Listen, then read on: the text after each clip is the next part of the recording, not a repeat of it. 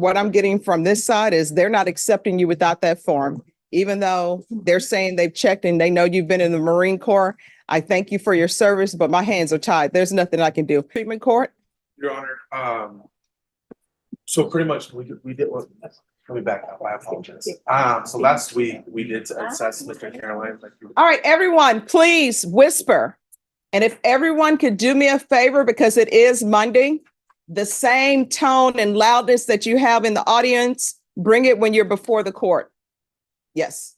Good morning, Your Honor. So last week we did assess Mr. Caroline like you requested due to the fact that he was in custody. We kind of had to pull a few things to get him in connection with our BJOs, which he was able to do so. I appreciate his honesty and forthcomingness on everything. We were working around a few barriers to the fact that he was in custody for the file, but we weren't able to get the blue folder to the staffing table last Thursday. Here's where the frustration really starts to boil over.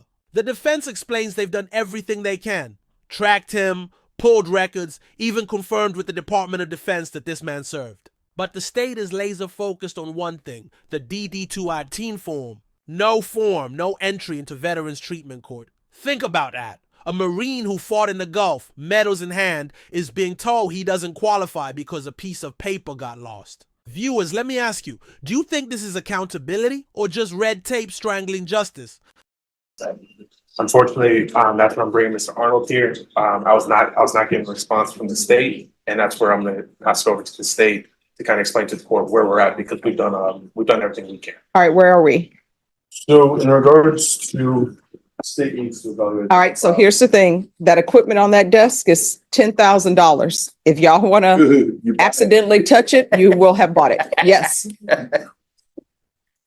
So there's no DD-214 in the file, and we need a DD-214 in order to properly evaluate more Veterans Treatment Court, at least from the state side. Generally, when a defendant is incarcerated, the defense will work to provide a DD-214. Do you have that form? Do you know where it is?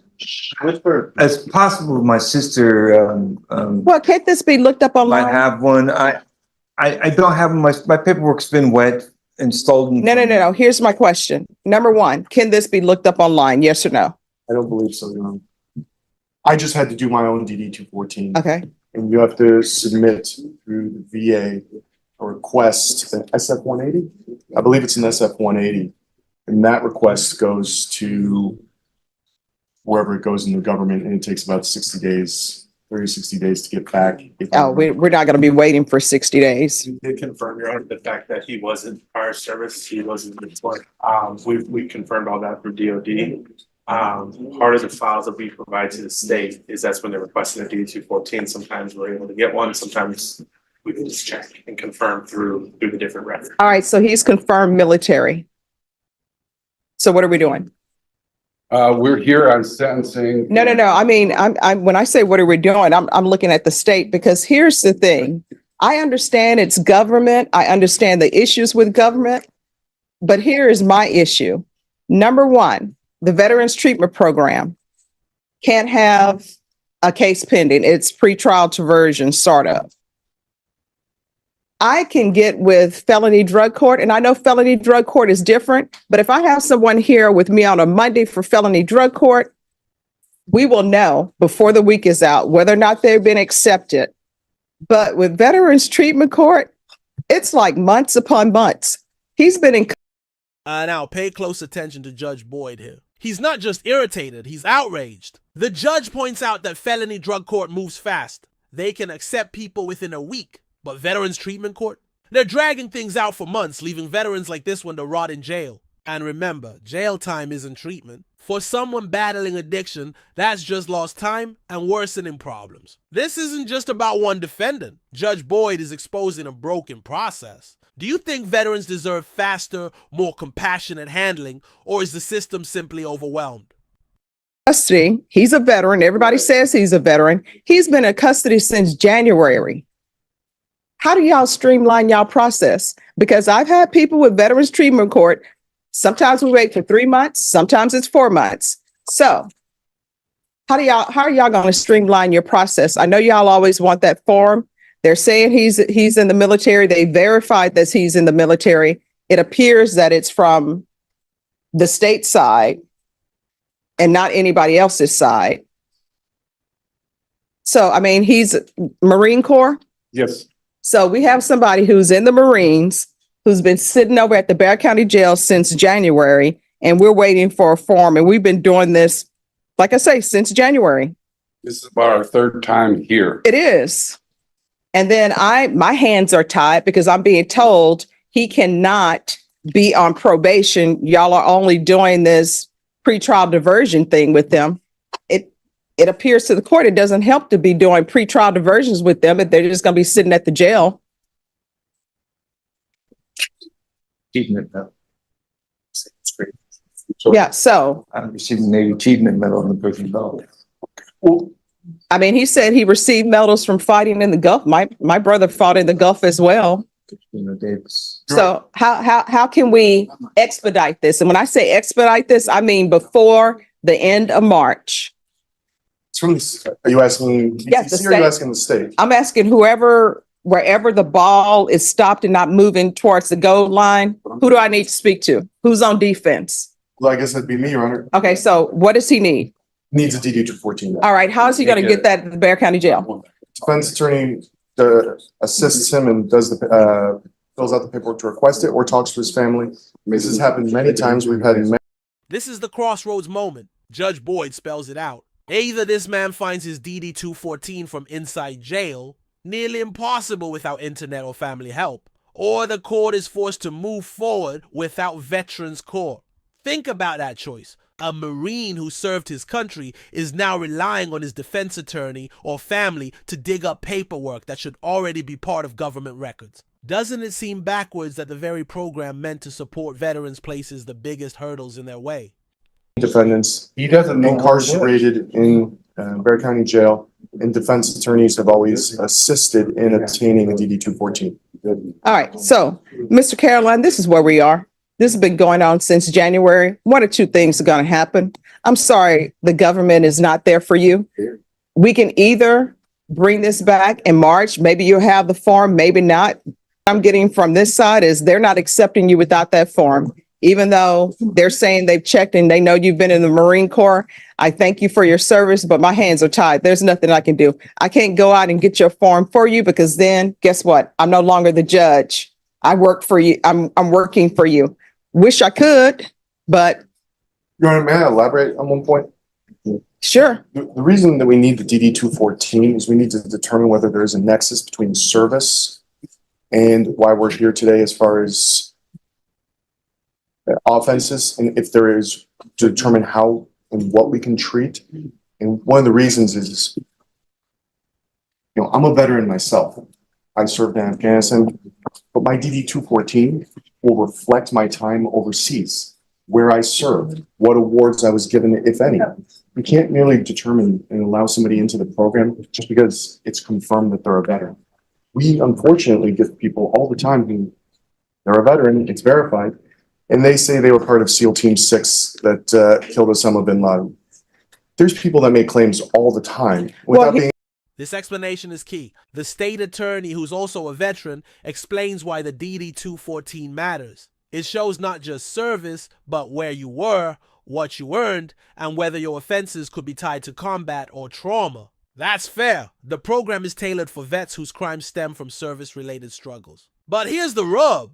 Judge Boyd points out that people already verified as veterans are still being forced to wait months. So the system that should provide treatment ends up rejecting people before they even get the help. How do you see it? Necessary caution or unnecessary cruelty? To verify any of those claims. Well, here's the thing. The people who are claiming that they were a part of SEAL Team 6 or whatever, sometimes maybe they were, or sometimes they're just doing that so they can get in the program. Because I've seen a lot of people who have mental health issues, but if it's not related to their service, then they're not accepted. So here's the thing, Mr. Seelaw, I just Googled, you can go online and do the application. I'm not allowed to do it because, again, I become this witness. But if you go online on your phone or elsewhere, and you can sit in the box, ask him questions, and just put in a request for the DD 214. It's right out here, request military service records. And you can do it through va.gov home.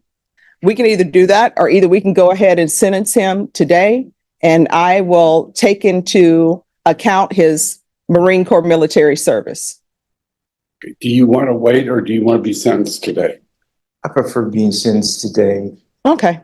Because we've been here 3 times. Oh, I know. You've been here since January. I was honorably discharged and I was in MAGTAP 388. Yeah.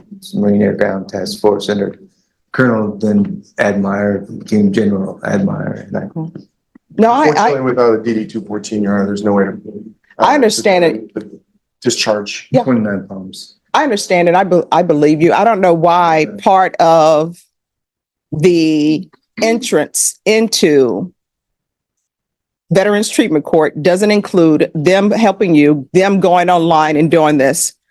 Felony Drug Court does it all the time because obviously you have issues, so you need help. And I would think, and this is my problem, and I don't know what's happening with Veterans Treatment Court, and I understand you guys are doing all you can do, but I would think that part of a program is helping somebody get into the program, not saying, hey, write a letter, not saying, write a letter why you want to be in the program. Look for your DD 214 on your own, because obviously people are here. So that means they're going through changes. If somebody before me is a heroin addict and they're in the throes of their addiction, I'm not going to ask them to write me a letter because they're not in the right mind frame to do that. This part really hits home. Judge Boyd makes an incredible point. How can you expect someone battling addiction or mental health issues to track down forms, write letters, and self-advocate? That's why these programs exist, to guide, not gatekeep. The judge compares it to drug court, where staff walk addicts step by step through the process. But Veterans Court, it leaves veterans on their own to fight bureaucracy, which is exactly what many of them can't do in their current state. It's almost like setting people up to fail before they even start. I am going to ask them, hey, where is this located? And I'm going to take them step by step, and anything that can be done online, I'm going to help them do it online, because guess what? They're not in the right mind frame to do what needs to be done, because otherwise they wouldn't be here. So thank you. I asked the court to put him on probation so that the probation office can give him the programs that he does need and maybe help him somewhere on the treatment end. All right, this is what I'm going to do. Oh, thank you all so much. I appreciate it. This is what I'm going to do. I am going to go forward with your sentencing today. I'm going to see about getting you in a felony drug court. We can do that out of custody. Felony drug court has a dual diagnosis program, but you're going to have to make sure you contact them today, okay? Yes, ma'am. And felony drug court, if you're sent over there today or tomorrow when you release, we will have an answer back from them no later than next week instead of months. Yes, ma'am. Thank you. All right. Could I see criminal trial division? It's going to call 2023 CR 10711, State of Texas versus Robert Edmund Carroll. Can I have parties announced for the record for the state? Daniel Escobar, the state of Texas. Defense? James Seeloff for the defense. His last name is Carolyn, Your Honor. Oh, Carolyn. All right. All right. We are here for sentencing. And you're Mr. Carolyn, correct? Yes, ma'am. We're here for sentencing. The defendant entered a plea on January 8th to guilty of count 1 and guilty of count 2. The court found there was sufficient evidence to find you guilty of count 1 and count 2. And then you were referred to the Veterans Treatment Court. Off the record, we've discovered that Veterans Treatment Court needs you on your own to get your DD 214, that they're not helping with that. That's up to you. So my understanding is that you wish to proceed with this sentencing without that documentation. Is that correct, sir? Yes, ma'am. All right. Probation. Are you ready on Mr. Carolyn? Here's the turning point. Judge Boyd hands down sentencing. 5 years suspended and probated. Instead of Veterans Treatment Court, this Marine will be sent to felony drug court. It's a compromise. He won't serve prison time if he follows through with treatment and probation requirements. But notice the irony. The court designed for veterans failed him, while the drug court, not even tailored for vets, is the one giving him a real shot at help. Do you think this is justice served or justice delayed? So this is what the court is going to do.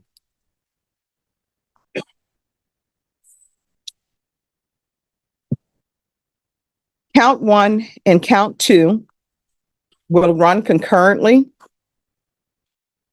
I'm going to do a referral to felony drug court. Their dual diagnosis. Punishment is to be assessed at 5 years in the prison, suspended and probated for 5 years.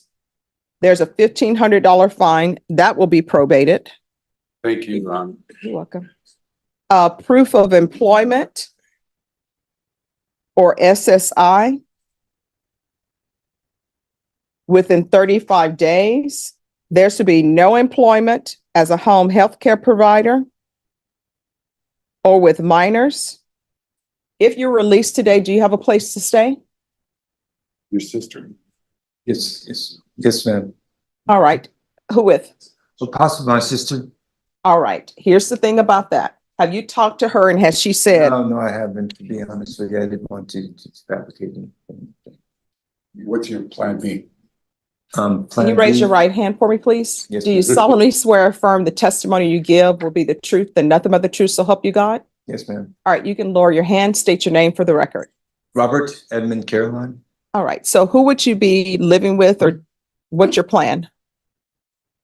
Well, just kind of caught me off guard. I was kind of planning on going on checking into the veterans, going to the VA program where they had to, or I could check in right there at the hospital. I've been checked in there before. I was just planning to go there. That's where I was planning to go the night I got in trouble, or the day I got in trouble. I was actually planning to go to the VA hospital. VA hospital is All my right. plan. Bashan, could you call Herman back to see what programs, veterans treatment program, housing they have for veterans?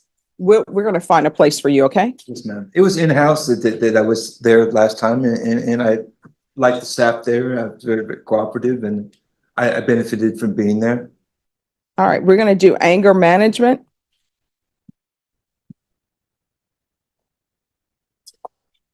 $200 of community service restitution. And with the community service restitution, if there is a specific place you would like to do your community service and it's approved by probation, then you'll be allowed to do it there. You understand? Yes, ma'am. Can I add something, Your Honor? Yes. One thing I was doing out in society was I was cleaning up the waterway along where the waterway is, what flows into where our waterway is, the big tank is at. I've been picking up through there and cleaning the tunnels up in through there. A lot of that kind of stuff. I enjoy doing that. All right, let probation know, and I'm sure they'll. Antonio Christmas present, but it lasted a little longer than I suspected. Let probation know. All right, let probation know. Okay. And if yes, there's ma'am. an issue with it, then you can always come back to court Yes, ma'am. and let me know. Hopefully there's no issues. I'm gonna. There won't be. All right, I'm gonna do field visits 1 time per month until in treatment. Do you have any children? I have a daughter, but she's in college, probably out of college. Okay. All right, there's to be regular reporting by Zoom or in person. There's to be regular UAs. So what is your drug or alcohol use? Basically it was what they call cream or ice, and I was really kind of over it. It really was. I was, honestly, I told myself if I had to go to jail to get in and detox, I was going to do it. I mean, I was just tired of it. Sick and tired of being sick and All tired. right, so I was clean for a long period of time too, man. So all right, so this is what we're gonna do. Felony drug court, we're gonna do the referral for them in custody. They will see you before the week is out because we get it into them on Monday. They'll be able to see you, and I'll put an email in if nobody objects to felony drug court. No objection. No objection. All right, so, thank you. and then they'll be able to help you with housing as well. Yes, ma'am. Thank you very much, Your Honor. You're welcome. Probation, is there anything else? All right, is there anything else you need from the court to be successful? No, ma'am. No, ma'am. Just thank you for all that you've done and overlooked and stuff. And I am very sorry that this incident took place. I'm very embarrassed about it.